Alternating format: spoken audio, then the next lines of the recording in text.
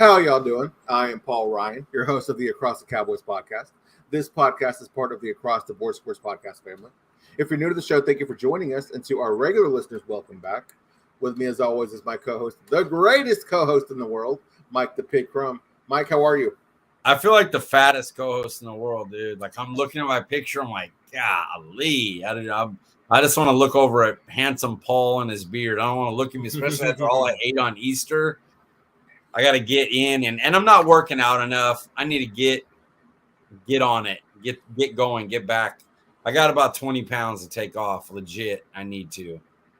You ain't the only one, sir. Actually, I lost a couple of pounds because I gave up, not necessarily for Good Friday, but typically around this time of year, like around Good Friday and everything, I'll sacrifice some things, like give up some things. So I gave up fast food for 40 days. Not that I eat it that much anyway, but when I work a lot on the road, so it's always easy to go to Jack in the Box or grab Dollar Menu stuff. So I've definitely noticed a difference. But man, I don't notice any difference than you. You definitely don't look fat to me, or So I don't know what you're talking about. I angled the camera well, but I mean, you can look at this. You can see it. You can see it. It's there. But if I angled it this way, it'd really be there. I'm like, I'm like, cut everything off. Only his head. Do not show his body. Well, it looks like he got a pretty cool shirt on tonight. Is that another Disney shirt? You're trying to get me to yeah, it's my villain shirt. This is from the Oogie Boogie Bash, the Halloween party at Disneyland. I believe this was 2019 because 2020 was closed down, or maybe it was 2018. But yeah, it has all the villains. I love that. It's one of my favorite shirts. I love that shirt. Yeah, I like the colors on it, man. It looks cool. Thank you, sir. I'm a villains guy. That's what I like. I like the villains. Well, Mike, before we get started with our discussion tonight, let the people know where they can find you on Twitter. At CD Piglet, guys. Nice and easy. Guys, I'm Paul Ryan. You can find me on Twitter at Paul_Ryan15. So, Mike, this is technically episode 3 of season 2 of our series, Building the Cowboys. And unfortunately, we don't have a guest this week. And, I want to be honest, after Ian's draft last week and Zach's draft the week before, could we really ask someone to try and follow those drafts?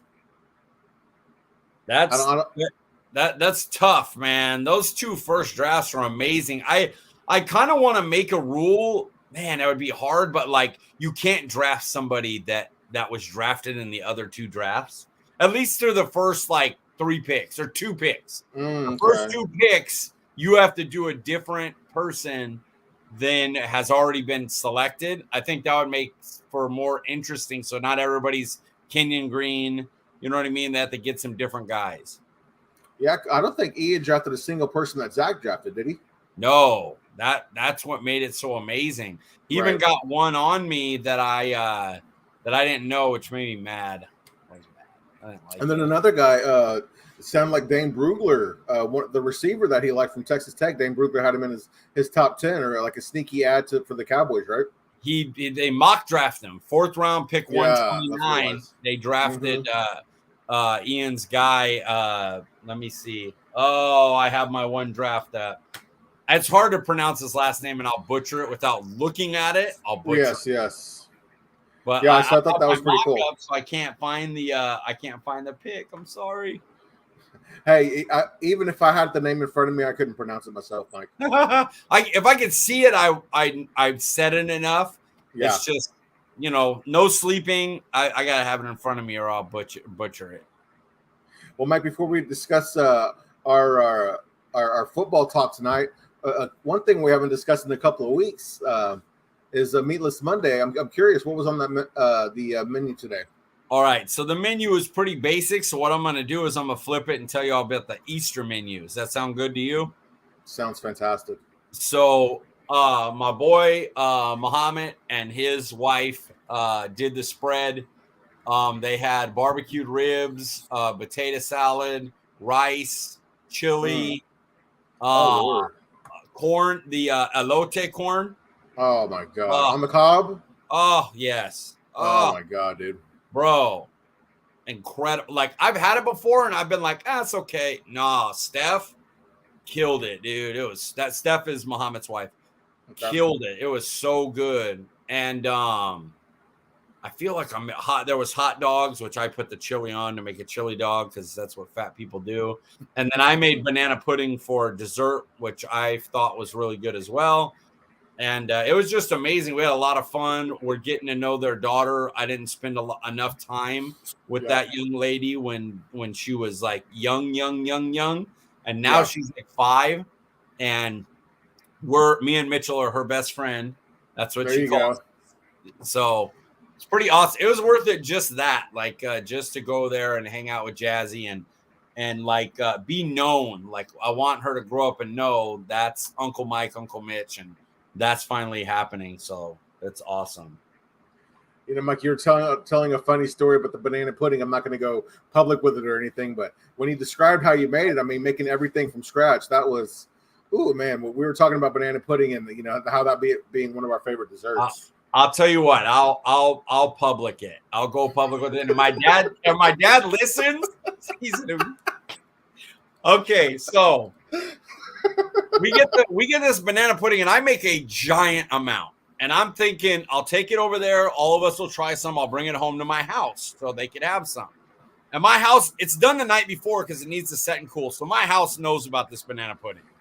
I go there. We all get some. Steph and Muhammad made a lot of, like, they put a lot of work in, and they're basically like, this banana pudding was fucking amazing. We're keeping it.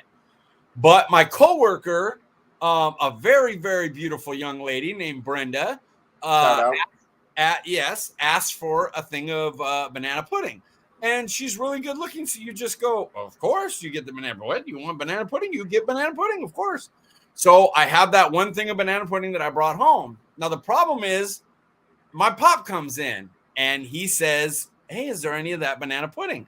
And you guys have to understand, like you guys have to understand what my dad's done for me. Like, I got sick.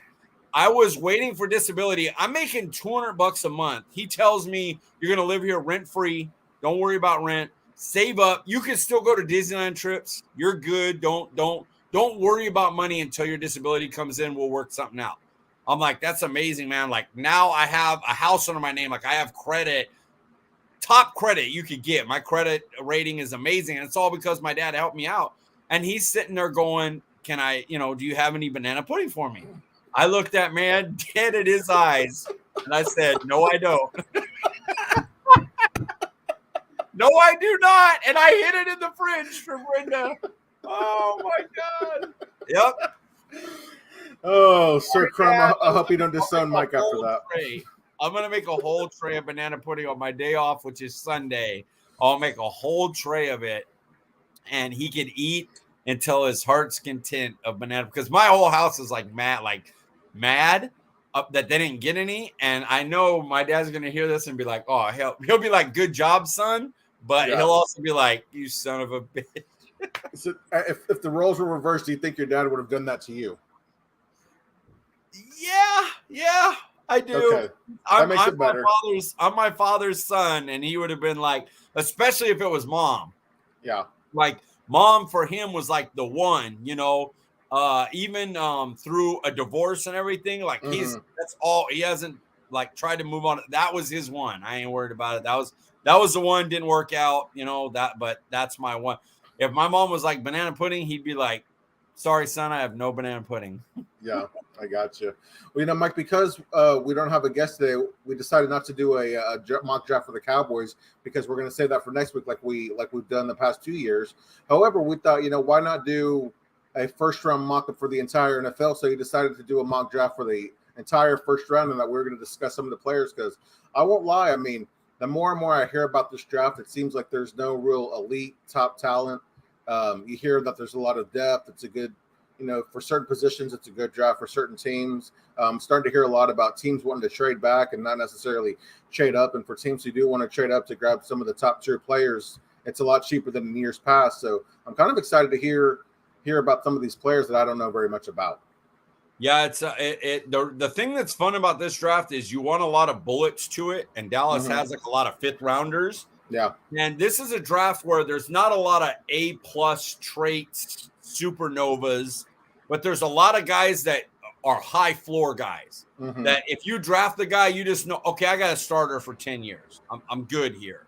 And that goes like 4 rounds deep. There's going to be guys that's like in the 4th round, you're going to be getting guys that you're like, no, this guy's going to make my team on special teams. I know it for a fact. It's not going to be a question. So, it's a good draft for that. It's just the top guys, there's not going to be like a CeeDee Lamb falling because there's a bunch of quarterbacks that got took early and these premier positions are loaded up with these premier top players. And so people get pushed down the board. There's nothing like that. It's just a lot of high floor players that maybe don't have like amazing ceilings where they could be all time, Reggie Whites and stuff like that. I can't remember the last time where there were so many questions at the quarterback position in the draft. Yeah, this was not a good. It's crazy too how it's because Joe Burrow was a beast ass draft, and then this last year you had friggin' 100 guys that went in the top 10. Like you had Lance and Wilson and Trev and Fields.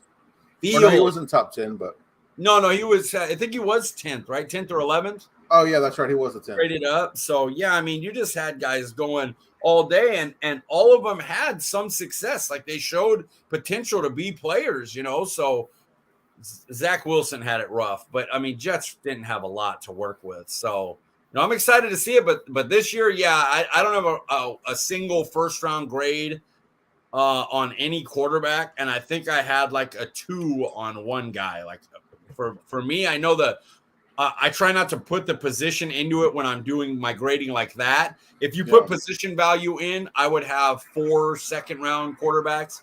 But just going off like their talent stuff, I have mostly 3rd round guys. All right, well, let's start us off, Mike. A team that doesn't need quarterback, the Jacksonville Jaguars, with the number 1 overall pick. Who did you take? My thing just clicked off as I was doing it. Let me go to it right here. All right, so I went with Trayvon Walker. Curious. And the reason I went with Trayvon Walker is because a person that I trust a lot, Lance Zierlein, did his, and he said that he got a source there's a very good chance that would be the pick. And I'm trying to do it as realistic as possible to what I'm hearing going on, what I know teams are looking for in their needs, and especially with teams that I know really well, like Dallas, they don't like short arm guys or guys from smaller schools. So I'm trying to keep that in mind so every pick could be as realistic as possible. So Trayvon Walker, the edge out of Georgia, who's really traitsy, didn't have a lot of production, but he has like the best traits. He's one that Dane Brugler said in 5 years you could look back and go, oh, he was the clear best player in the draft. So teams will draft on traits. And Trayvon Walker flew up the board. He was a guy that people were talking about at Dallas at 24 when this process started. And now there's a good possibility he's the number 1 overall pick. And it's almost impossible he'd get out of the top 5. So crazy how that works.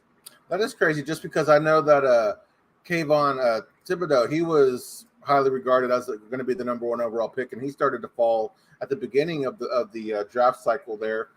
And then you hear a lot about Jermaine Johnson, then you hear a lot about Aidan Hutchinson, but Trayvon Walker, I mean, when I saw the mock earlier, I was like, wow, I haven't heard much about this guy.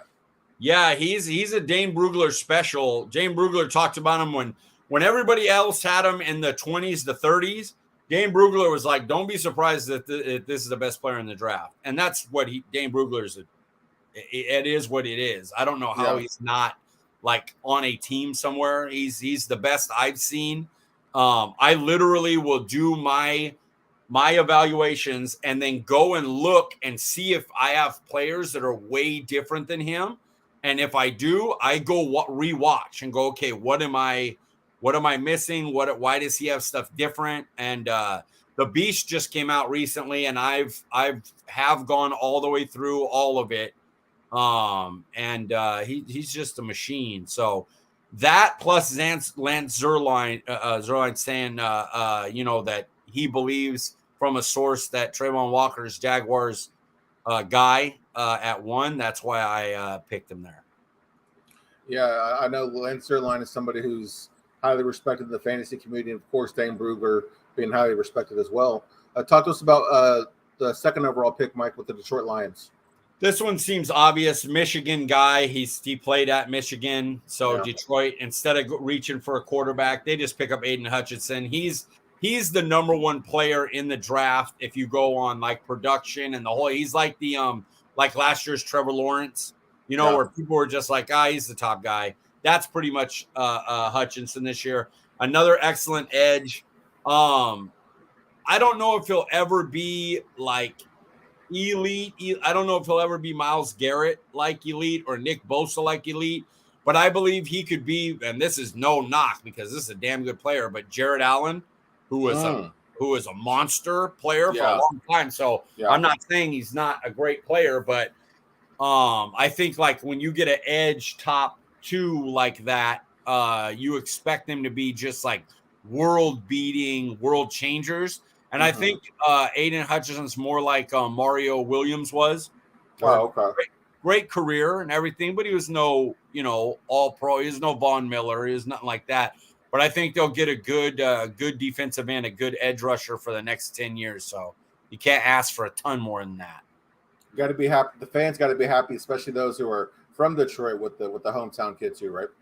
Yes. Yeah, exactly. And him falling to the second spot, I think makes it like seals that Detroit doesn't try to reach for a quarterback, which is possible because Jared Goff is Jared Goff. Yes, sir. All right, well, here at pick number 3 with the Houston Texans, talk to us about your player, Mike. Akeem Ekwonu. The Texans go with the offensive tackle. There was a lot of options. I know Evan Neal, a lot of people have as the first guy. The reason why I went Akeem is because I believe, just like Trayvon Walker, his traits are better, and that's what teams will draft by. He's one of the few guys that you look at and you go, this guy could be a superstar, with the traits that he has, instead of just like, this is a very good tackle for a long time. This could be one of those, an all-pro type. He has the length, he has the athleticism, he has all the traits you want, and that's why I believe that he'll be the first tackle off the board. Also, I think he could play both tackles easier than Neal, who could be a left tackle, but might be better if he was a right tackle. So I went with them. I wouldn't be shocked if they flipped, though. When you look at the current state of the Texans, is this like the best pick for now and the future? You think taking a tackle when they have so many pieces missing, of course, but is it always smartest just to secure that left tackle?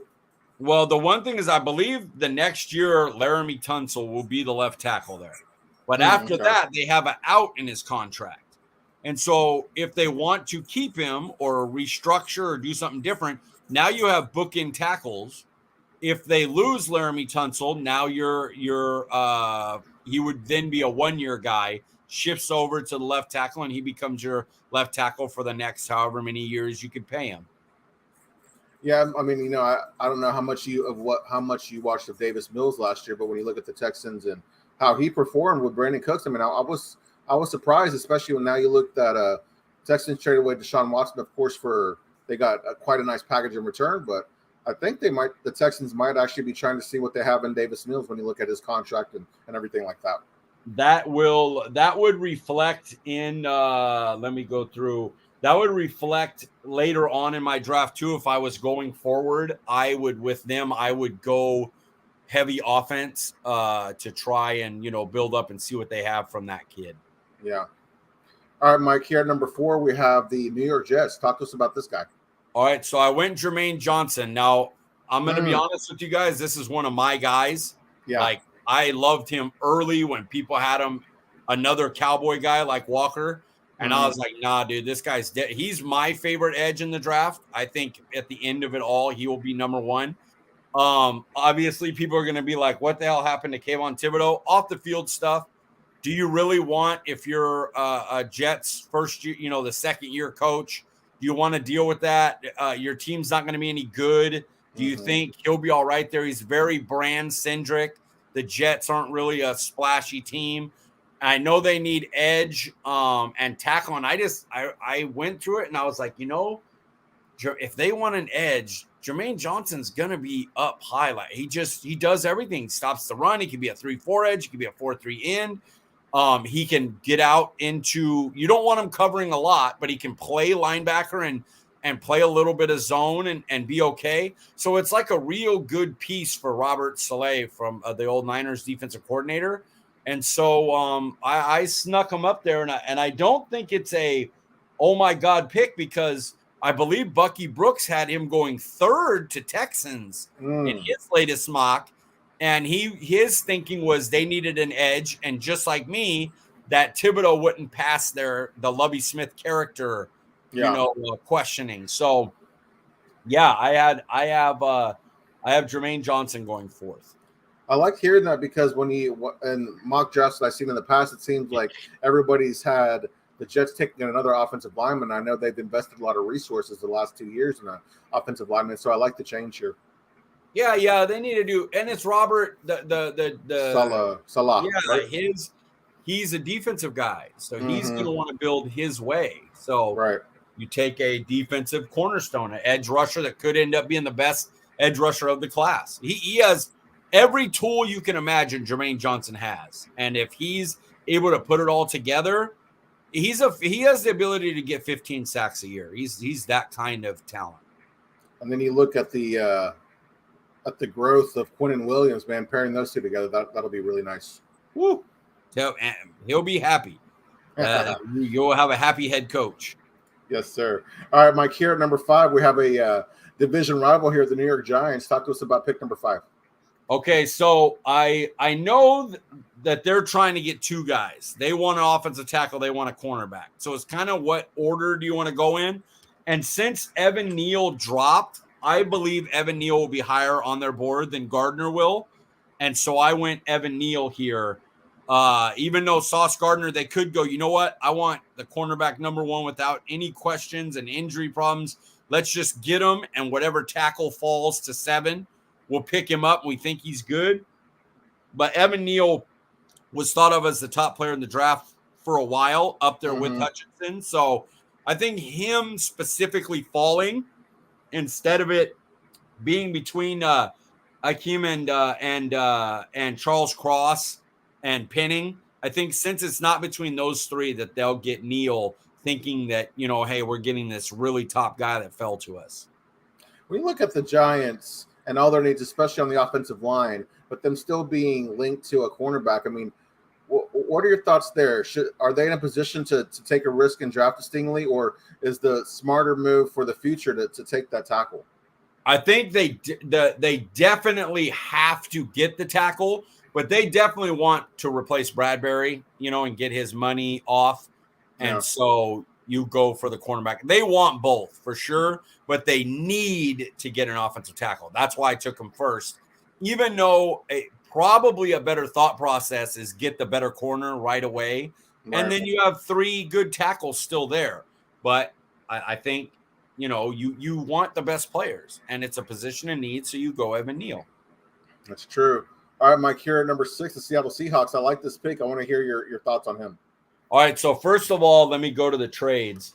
Seattle Seahawks move up from 9 to 6. They give up 40. Now, there's a quarterback tax typically that you would put on this. I didn't, because I don't think that quarterback's seen that way. It's not like one of those for sure things. Mm-hmm. So I did pick 6 for pick 9 and pick 40. And I have the Seattle Seahawks taking Malik Willis, quarterback out of Liberty, kind of a dual threat. Big arm, can move a little bit. It reminds me of a Russell Wilson type. So I think Pete Carroll would like that. It doesn't stop them from getting a Jimmy Johnson for a year, a Baker Mayfield for a year, because Willis really does need a year to get ready. He needs a year to learn the game before he's put out there, ideally. So I like the move, and Seattle's bad at drafting early anyway. They get theirs with bullets later on. So losing 1 pick at 40 to get their quarterback, I think they'd make the move. Interesting. I like that pick a lot. Look, here we are again with the Giants at pick number 7, Mike, and it looks like you were able to fill another need. Yeah, I was able to get Ahmad Sauce Gardner to them. which is nice. I wanted to, I know they want that player, and I was worried if I didn't take him at 5 that the team at somebody might move up. I was looking for a trade partner, but it ended up working where I was like, well, if somebody's going to trade, it's going to be for a quarterback, come up from the quarterback. And Carolina has Horn from last year. They went and got Henderson from the Jags. So I wasn't looking for them to add another outside type corner. So I had him dropping. So Ahmad Gardner gets the 7. And unfortunately for us as Cowboys fans, the Giants got 2 really, really great pieces. Yeah, some building blocks for both sides of the ball there, Mike. Yes. Yeah, really good ones. And open up cap space because they can let Bradbury go. Right. I wonder if Bradbury might be a draft night trade. That's possible.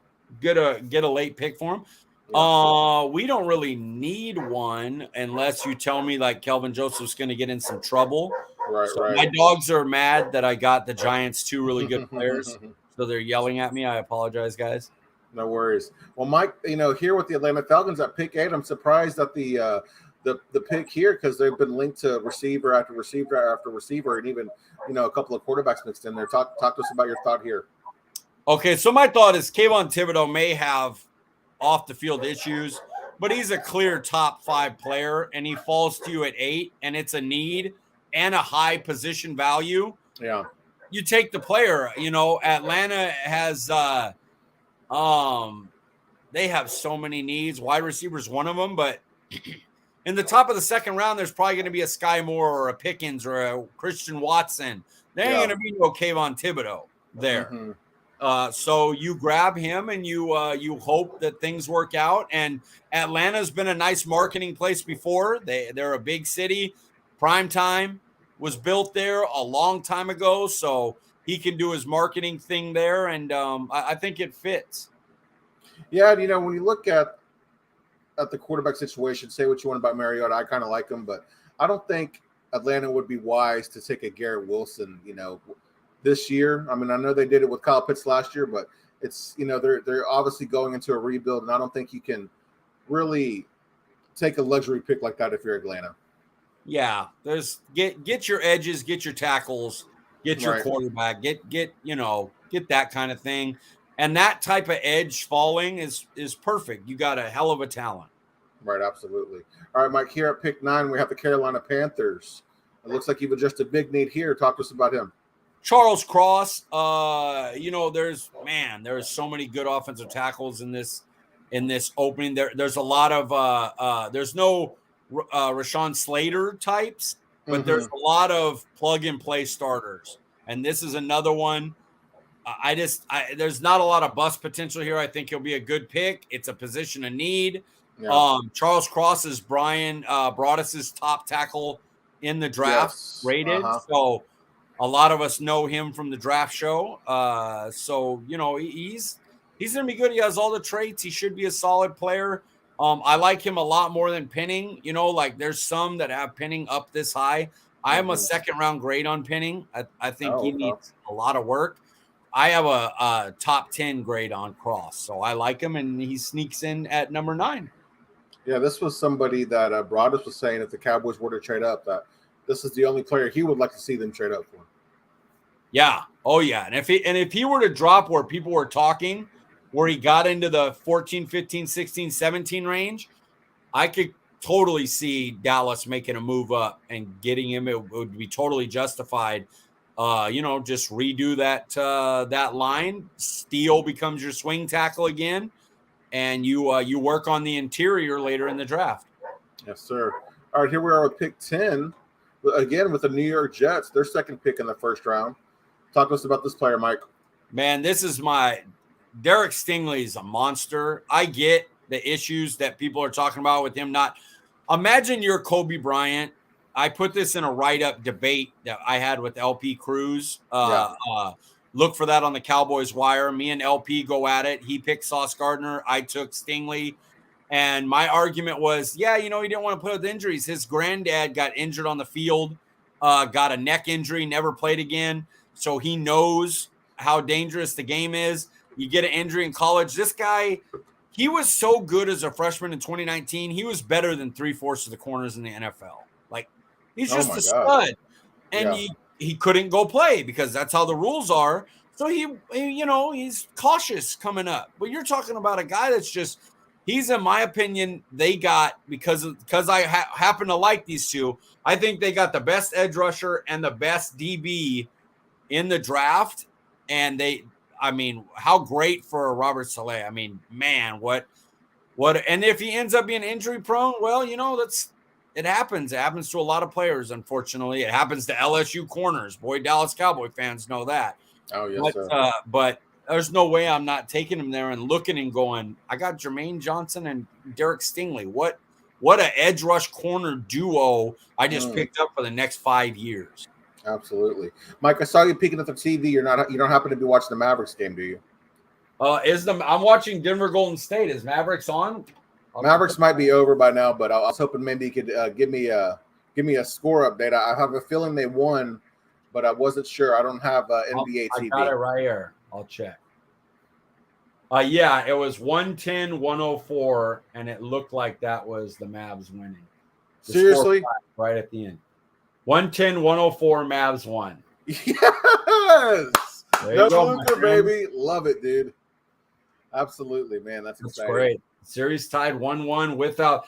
One thing, though, don't expect Luka back. Muhammad has the same injury right now. It's all bruised up. It's probably going to be, this is NFL. They have NBA trainers and everything, but you're talking a minimum two weeks. And that's like with a calf strain is a tear. Yeah. And so it's a pain in the butt. So expect him to be out a couple weeks, and hopefully they can survive Utah, because Luka's my favorite player. I'm a Lakers fan, but Luka's my favorite player. So it was playoff crushing, because your Lakers are out already, so you don't really care. And then your favorite player goes down, and it's like, I don't even care to watch. Can you imagine, man, if the Mavericks can win this series without Luka in the first round?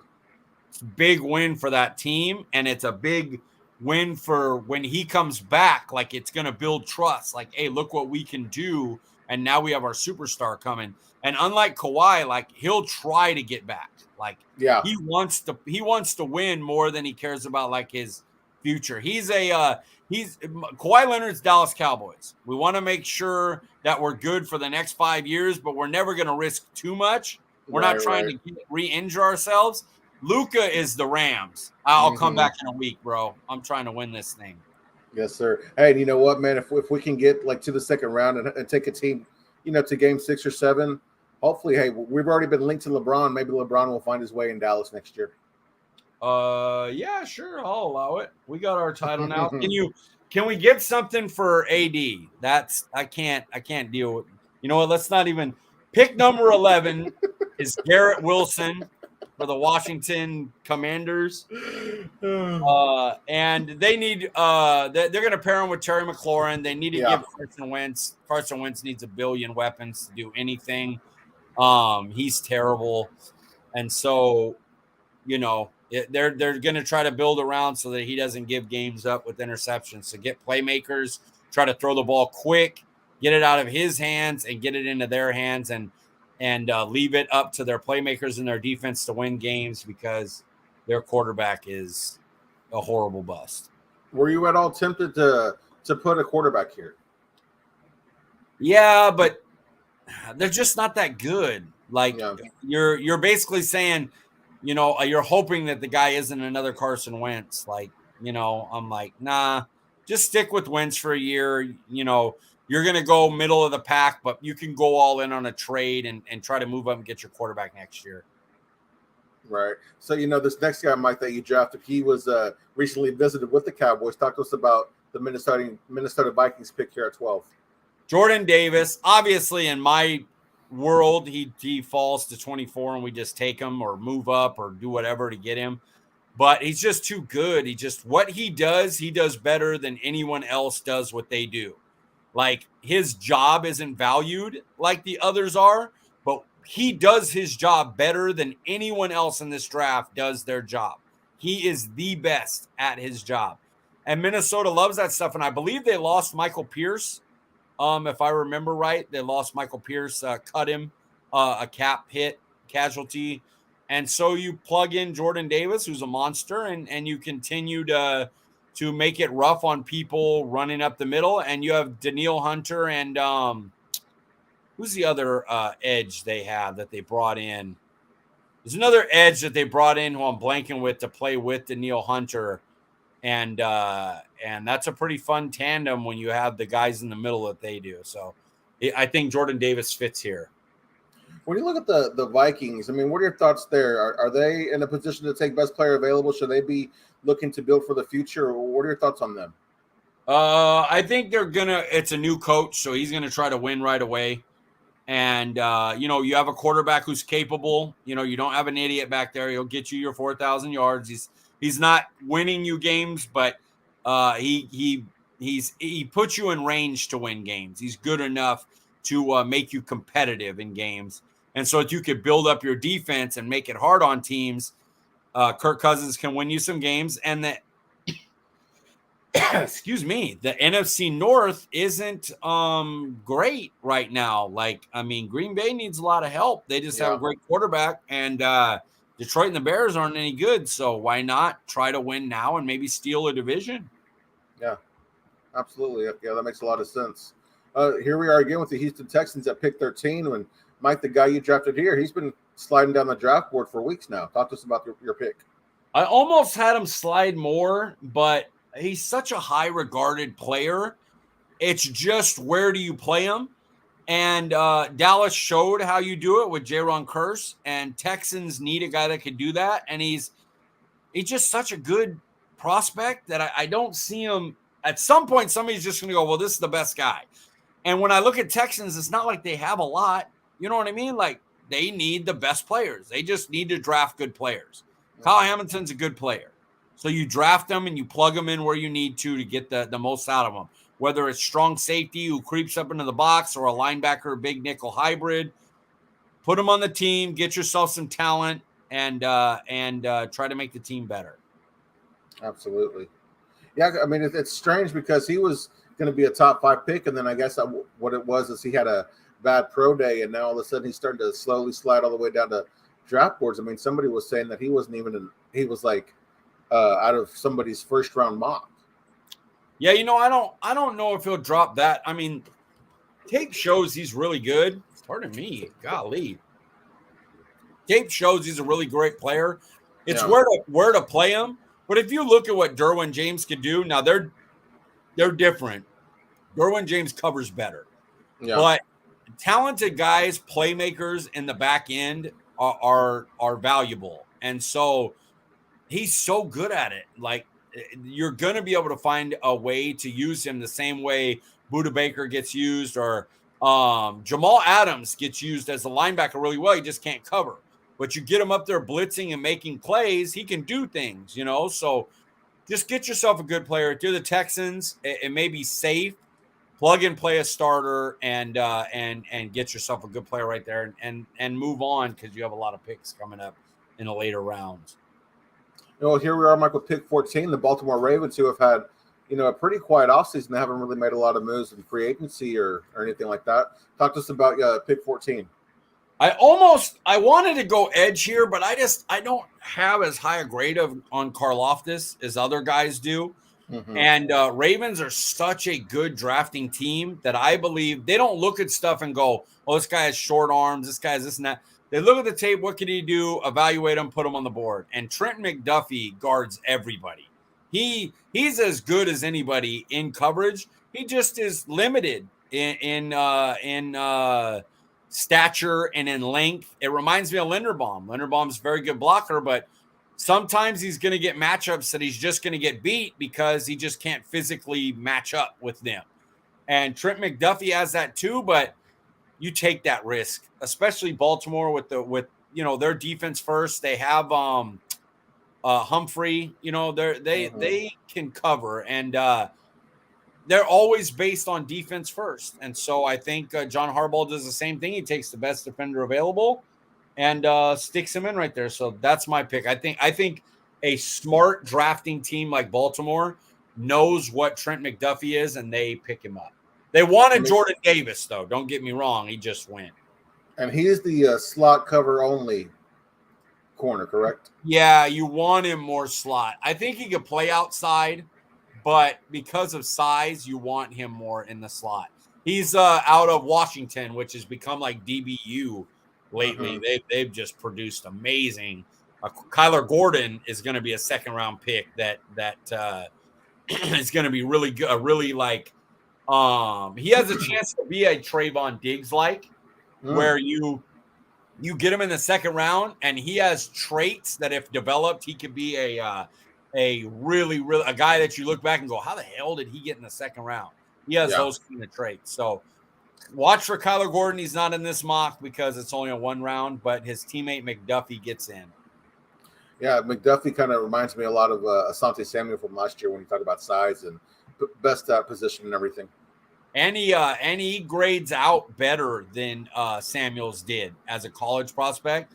So that tells you a lot. He had a first-round grade. Most had a second on Samuel.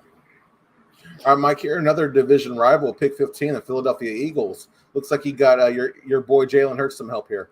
Yeah, I got Drake London, and that was kind of my thought process is they have a bunch of little faster guys. Why not give Jalen Hurts a guy that he could just, give a 50-50 ball to or throw one in on ride and decide where you go like you're going to hand the ball. If you take it back, now you have this big body to throw to the window, in. Yeah. Jalen Hurts needs help. He's awful. Looking at a guy like I'm killing the NFC East quarterbacks right now. He's all right. He has tools you can win with. With his ability to run. If he's asked to throw too much, you're going to be in trouble. But why not get him some different stuff? You could throw a screen to one of these guys. One of them could go deep on a bomb. Now you have your possession guy and your 50-50 red zone guy. Mix it up for him. And then there's always Goddard and Miles Sanders. Like, they have different types of weapons that you have to match up with now if you get Drake London here. Would a guy like Drake London, do you think that'd be a good addition to the Cowboys wide receiver core? Maybe help Dak to feel more confident throwing into tighter windows or throwing with anticipation, or just kind of being more comfortable throwing 50-50 balls? Dak's just never, he had Dez and didn't really, it's not what he likes to do. He trusts Gallup, his best friend, so he'll throw some of those up one-on-one if he feels Gallup beat his guy. But Dak's more of a I'll throw it to you when you're open than all right, let's YOLO a 50-50 ball. So I don't really want a Drake London type for Dallas, personally. I got you. All right, Mike, here we are with pick 16, the New Orleans Saints. Talk to us about this guy. Kenny Pickett. I mean, obviously they need a quarterback. Drew Brees retired. Jameis Winston, Taysom Hill just are not, you got to pay – what did they pay Jameis Winston? 15 to 25 million or something last time. 2 years, like $20 million or something like that. Yeah, something like that. It's like just get your young guy and develop him. Your defense is going to be good. Your O-line is kind of rebuilding. So I thought about getting Penning here. But when they didn't have to move up for the quarterback, and I decided not to move up with Pittsburgh because I just don't feel like Kenny Pickett's one that maybe if Willis dropped they would, but not for Kenny Pickett. So I stayed and let the board fall, kind of Mac Jones style, and the Saints were able to get their QB. I know you're not crazy about any of the quarterbacks in this class, Mike, but when you look at Kenny Pickett's hands, how much of a concern is that for you? He fumbled a lot. It does mean something. You're wrapping your hand around the ball. I'm not going to make it I'm taking it off the board thing. Yeah. If he's Joe Burrow and his hands are just smaller, I'm like, he could fumble a few times. I don't give a shit. My problem is he doesn't look great either. Like, I don't know if he's ever going to be a quality starter, like a Pro Bowl type, really good starter. So you add that to a possible turnover, waiting to happen. And I'm like, nah, I'm good. I cannot, imagine investing a top 20 pick in a player like that. All right, Mike, here, you risk it for the quarterback. Yeah, that's true. Pick 17, Los Angeles Chargers. Mike, here you adjust the O-line again with Trevor Penning. Talk to us about him. Yeah, nasty kid. I think it's a stretch for him personally. I don't have him as a. People are talking he could go in the top 10. I think that's nuts. He has so many issues he needs coached out of him, but he's very aggressive and he's got great size and he has the potential to be a monster. And they need a tackle to pair with Rashawn Slater. So put him on the other side. And if both of them end up being excellent, now Herbert's going to go. Just going to have all day to throw, and man, how nice giving that guy all day to throw to Keenan Allen and the weapons they have, Austin Eckler and them. Woo, that's nice. So I like that. I like the value there for them, although I don't have the player up that high. But is this one of those cases where you trust the tape? No, because his tape wasn't good. His tape was like second, third round. Then he came in and did okay at his workout stuff before, the Senior Bowl stuff and all the stuff that happens before the draft. He did well there and kind of moved up boards. But I just think he has a lot of work. He has a ton of potential, really high ceiling, but his floor is lower than most in this draft. So I have him. I don't really love the pick for them, but I know that I believe they would do that pick. I think they would believe that's a good value at a position they need. And they did so well with Slater, pair him with another first-round tackle and have your bookends for the future. Yes, sir. All right, Mike, here we are with pick 18, the Philadelphia Eagles, and you helped them with defense with cornerback Andrew Booth Jr. from Clemson. Talk to us about him. Yeah, underrated. I'll go to Booth Jr. so you guys could maybe I will not. But he's one of the guys that people, if Stingley is dropping due to the injury and character concerns, people are talking about him being a AJ Terrell surprise. Like, oh wow, he got picked that high because of his tools and his tape. The reason I got him is I like Slay, but man, they're paying him a lot. Like, I don't know if he's worth that. So it could be a thing where he plays with them for a year. But then as they transition out and they, maybe they look for their quarterback next year, if Hurts doesn't work out, they try to restart over cheap. They get rid of the Slay contract, and replace it with a good young player on a cheap deal. And so that was kind of my thinking with the cornerback. And then pairing it with I got them the receiver from pick 15. Yes, so now they've got both sides. They got a little bit of coverage and a little bit of offense from the receiver position. So I mixed it up for them. And it was nice because I don't love either of the players, but it fit for them. So I'm like, okay, I'll give the Eagles these guys. I don't like them anyway. So you're helping them just not too much, right? Yes. And they both can be really good players. They're just ones that I don't have valued there. And also Eagles are bad at drafting. I mean, they just have been lately. And so these are players that I feel like fits them and fits needs they have, but I don't know how great they're going to be. And so I filled it in for that reason because they're not very – I mean, Jalen Reagor was picked, just J.J. Arcega-Whiteside was over Metcalf, right? That was an Eagles special. I think that was it. So yeah, they're not great at it. All right, Mike, here we are at pick 19 again with the New Orleans Saints, and you draft the quarterback. Now you add to the wide receiver room with Jamison Williams, wide receiver out of Alabama, who, I mean, a lot of people really like, especially in draft circles. I think he's the best wide receiver in the class. How do you feel about him? Yeah, if he comes back fine from his injury, he may miss the first couple of weeks, but eventually he's going to be a stud. He's just too much speed, too much ability. He comes from Alabama, where they're a wide receiver factory. And I think the value is good there because if he wasn't injured, he'd probably go in the top 10. Just too much athleticism, too much ability to not, get picked.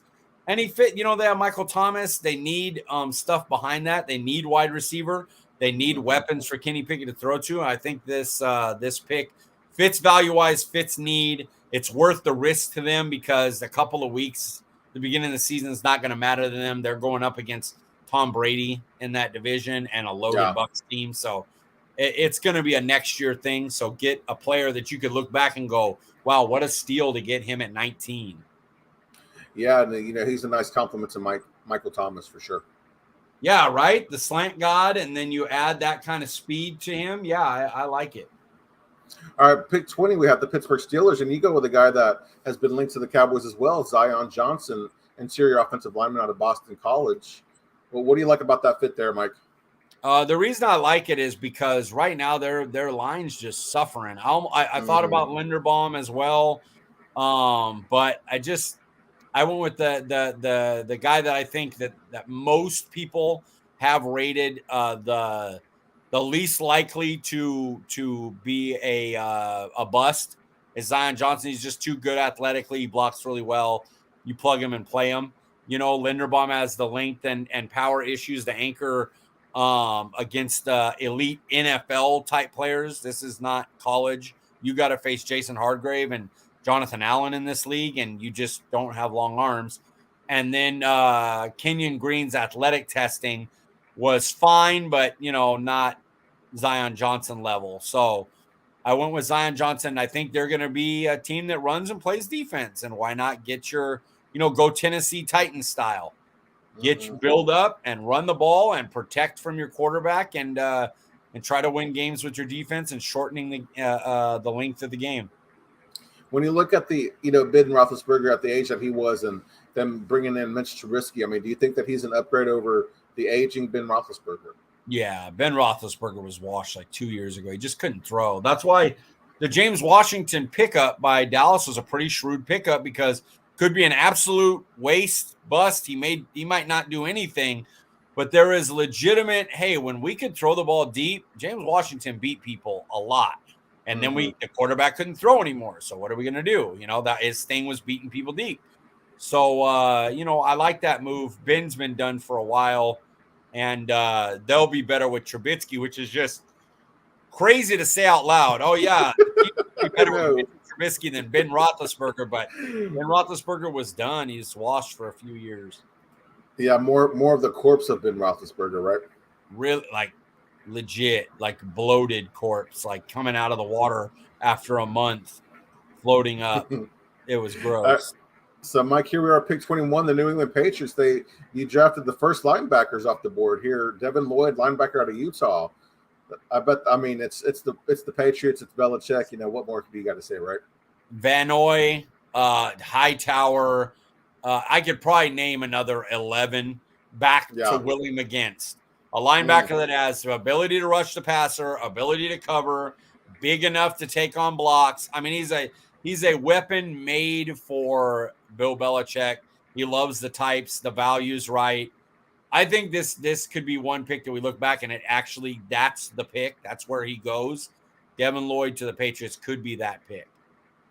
Could you imagine what if Micah Parsons had ended up in the Patriots? I mean, do you think he would have been better than he was last year? Man, with Bill, I mean, can you be better than he was last year? I think he may better. It is Bill Belichick. Maybe better statistics early. Maybe more he'd have made more big plays like strip sacks and interceptions. I don't know if you could be a better player than what he was in Dallas last year. Like he got 5 Defensive Player of the Year votes. He was an All-Pro. Like he just destroyed the league. So play better is tough, but I think he'd have been put in position to make a few more game-changing plays. I'll say that. Yeah, that makes sense. That's a good way to word it. All right, Mike, here we are at pick 22, the Green Bay Packers, and I'm surprised at the pick here. It's George Karlaftis, edge out of Purdue. I'm surprised she didn't go wide receiver here, Mike. They don't go wide receiver.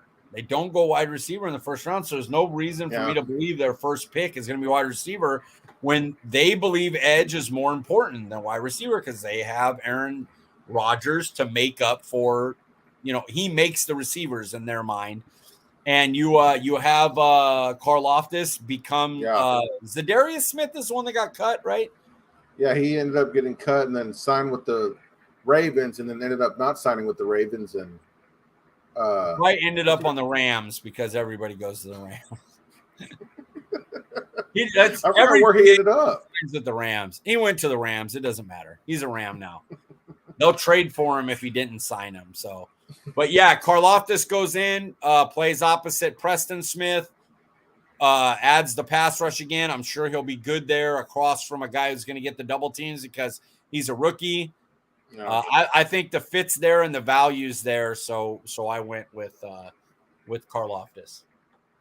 All right, Mikey, here we are at pick 23. That's the Arizona Cardinals. And you get Kyler Murray some help with the offensive line. It's Tyler Linderbaum, interior offensive lineman out of Iowa. Not somebody you're a big fan of, right? It's not that I'm a big fan. It's that I don't think he upgrades our spot as much as everybody else does because Tyler Biadasz is fine, except for when he goes against those gigantic power monsters. And I'm like, okay, Tyler, give everybody trouble. He's going to get beat by a lot of them too because he just doesn't have the arms to block them. He's not long enough. There's just sometimes human things happen and there's nothing you can do about it. You're not long enough. You're not strong enough.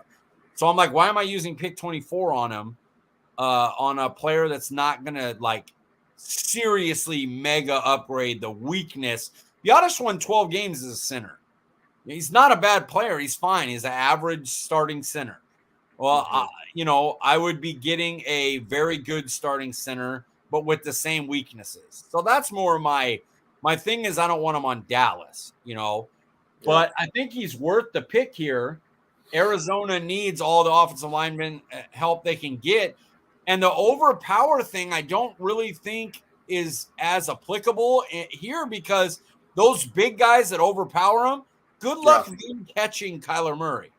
He'll run around him a little bit. And so I think that it fits for them, and they got to block some people. They need to get some offensive linemen. All right, Mike, here at pick 24, it's not the Dallas Cowboys picking, it's the Kansas City Chiefs. Can you talk about this trade here? Yeah, let me see what the trade was. You would think I know because it was our team, but I do not. So I traded I had the Chiefs come up to our spot from their first pick at 29. They also gave us their later second round, the 62nd pick in the second to move up 5 spots. The value was there, so I went with it. And they went to get their receiver, who was, I believe, Olave. Let me get back to it now. Yes, sir. Chris Olave. Come on, dude. You know what he's going to do. He's not Tyreek Hill fast, but he's fast. He doesn't have the run after catch that Tyreek Hill has. But they have so many weapons that he's just going to fit in and kill in there. Another steal for Kansas City, a great pick. And they jump everyone that might need Buffalo, Tennessee, Tampa, and Green Bay all might need wide receivers. And instead of sitting there and going, oh, there goes Olave. Oh, there goes Burks. Oh, there goes Moore. Oh, there goes Jahad Dotson. There goes Christian Watson. Instead of sitting there and watching a bunch of receivers come off the board the next 5 picks, they go and get the one they want. They get Chris Olave. That's the one I believe that fits the best of Aaron Rodgers. They're all rated about the same at this point. There's not much difference between them. And so that was that's my guy. I think Olave goes. I know you can't replace a guy like Tyreek Hill, but do you think that Chris Olave has the makings of a alpha receiver? Or can be a team's number 1, rather. Maybe not an alpha, but a team's number 1. I think he could be a great number 2, but he doesn't do in the NFL nowadays. You got to be able to do stuff with the ball in your hands, and he's kind of he doesn't break a lot of tackles. He doesn't get a lot of rack. He beats you with his route running, and then he gets down, Marvin Harrison style. I think is a good player like that. Get the ball, get down. Which Marvin Harrison's Hall of Famer. So, yeah, if he could be that, great. But in the style of NFL now, he's not going to get the respect. He's more Amari Cooper is a good fit for him.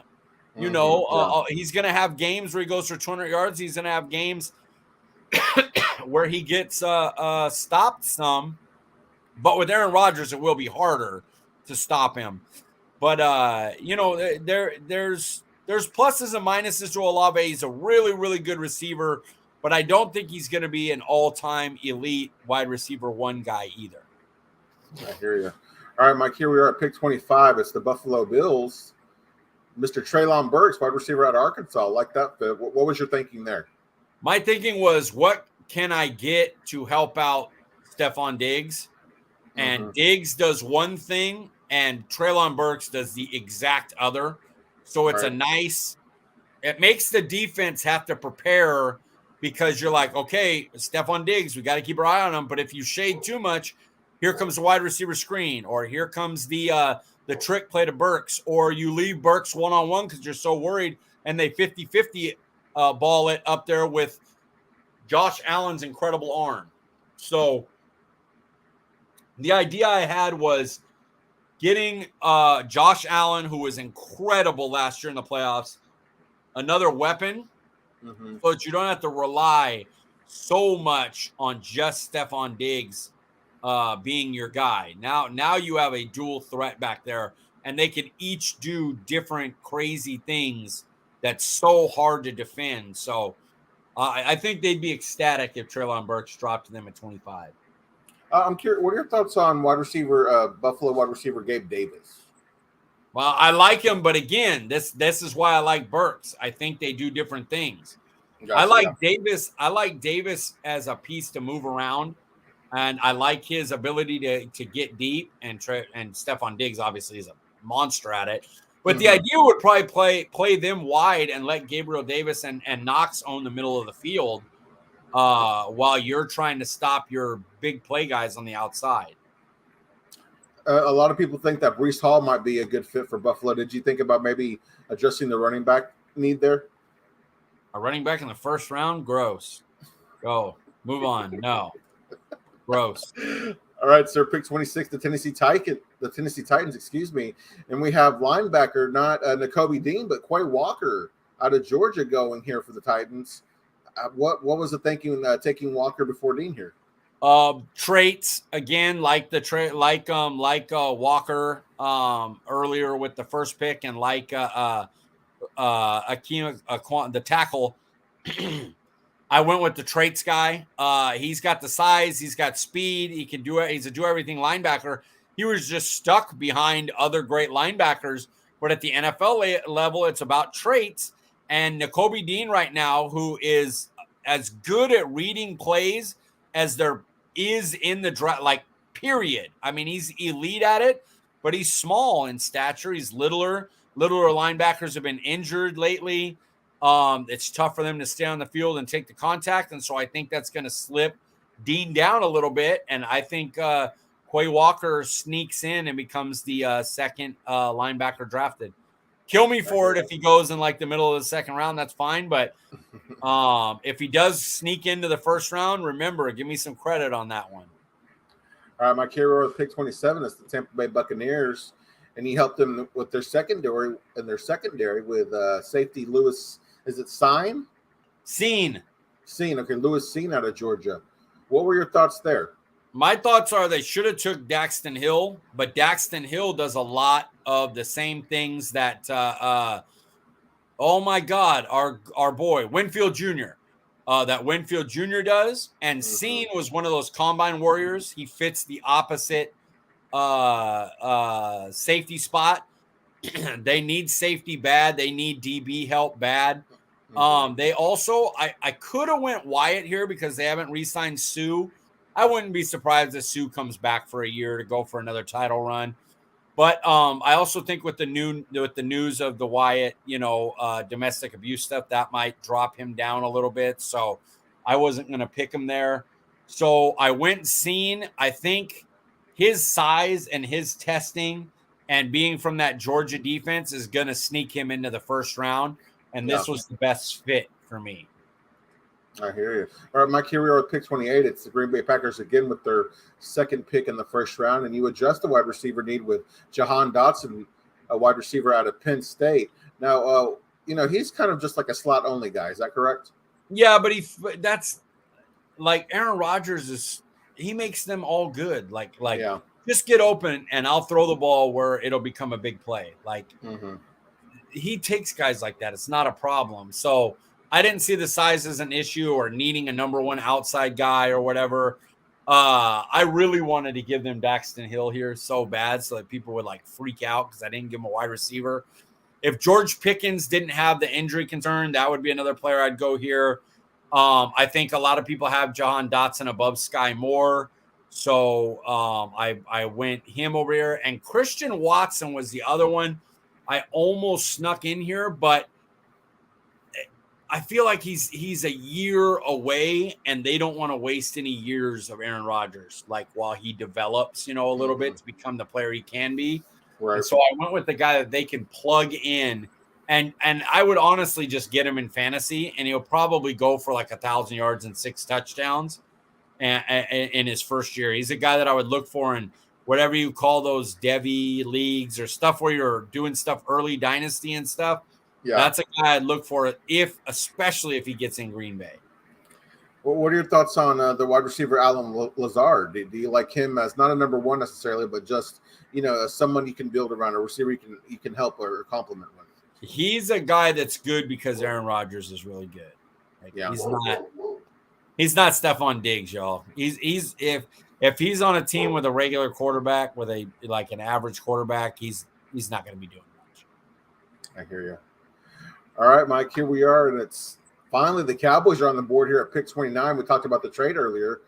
You took a guy that everybody seems Hill.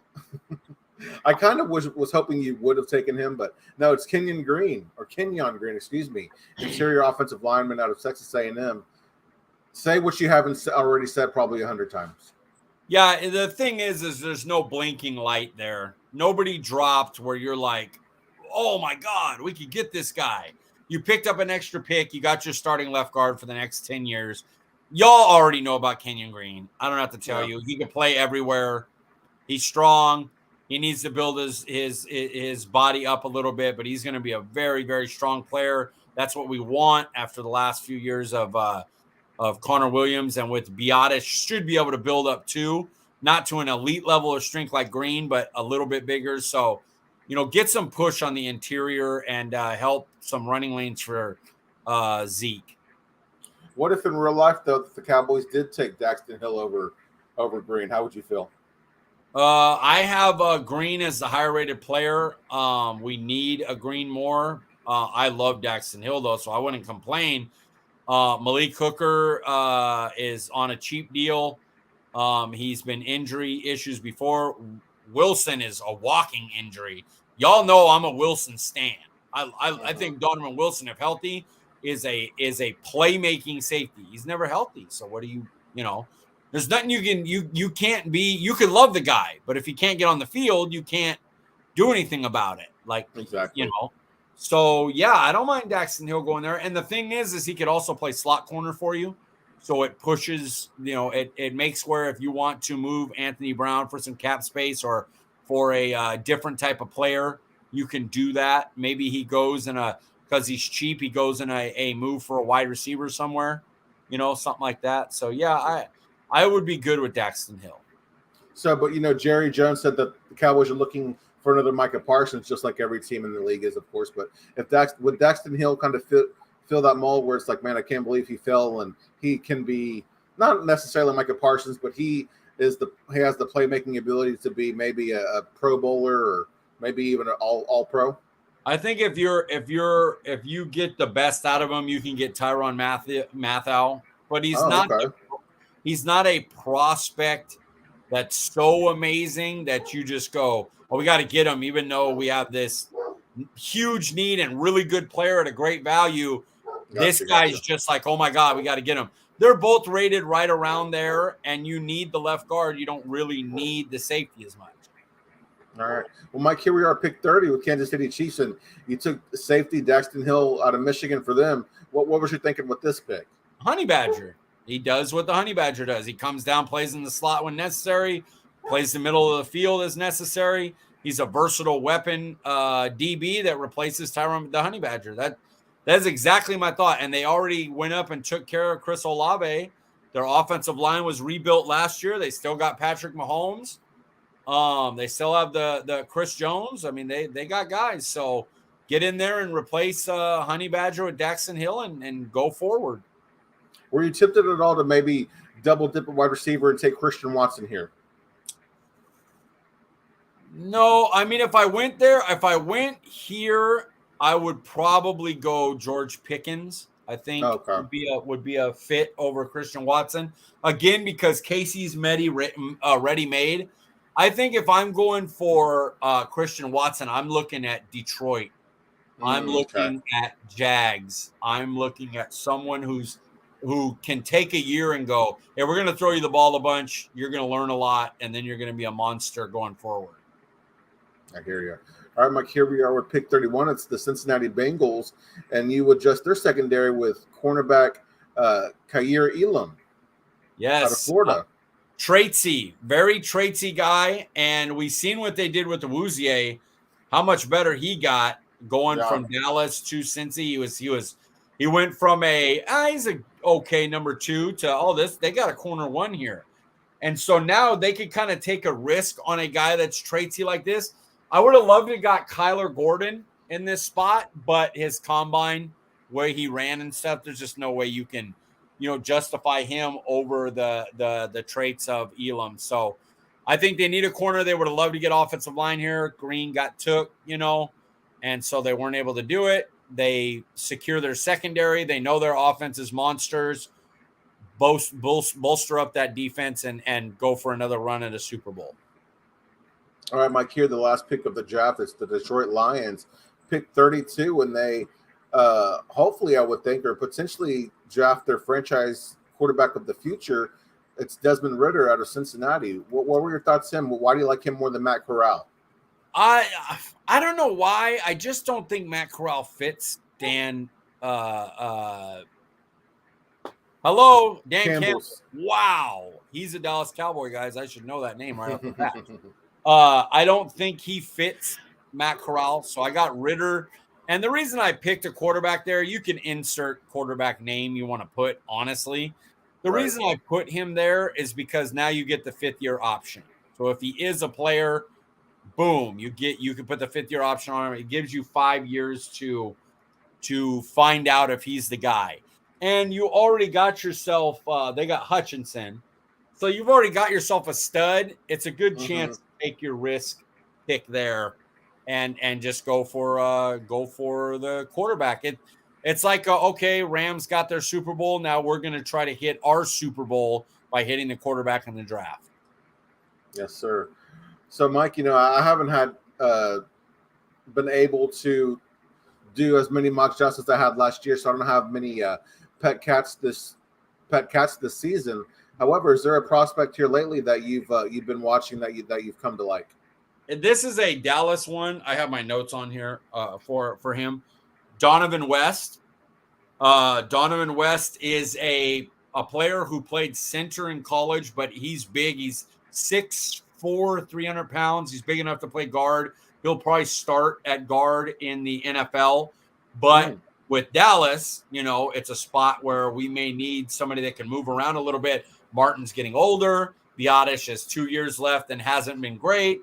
We have no left guard. Is he a year away? Probably at guard. He needs to bulk up a little bit. I have his pros as true position versatility. He's already very good in the pass game, and not just his pass sets, but he puts people in the right places really well. You're him, you're him, you're him, which is nice because it would work well with Dak. Dak and Travis Frederick were really good at that, and Biotish has struggled at it, especially himself picking people up. That him and Connor McGovern were very, very bad at blitz pickups and stunt pickups, and it really affected Dak. So that's a good thing to be able to have a guy that's like, hey, we can get these people lined up so that we know where they're coming from and get them blocked.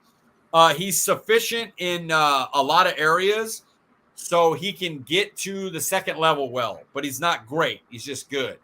Yeah. He's a decent anchor. He's, he needs to get bigger, but he's pretty good at it. He maintains his blocks pretty well. He's not Zion Johnson, but he's pretty well at it. His cons is early on, he's going to have limited strength and anchor. He needs to build into his frame.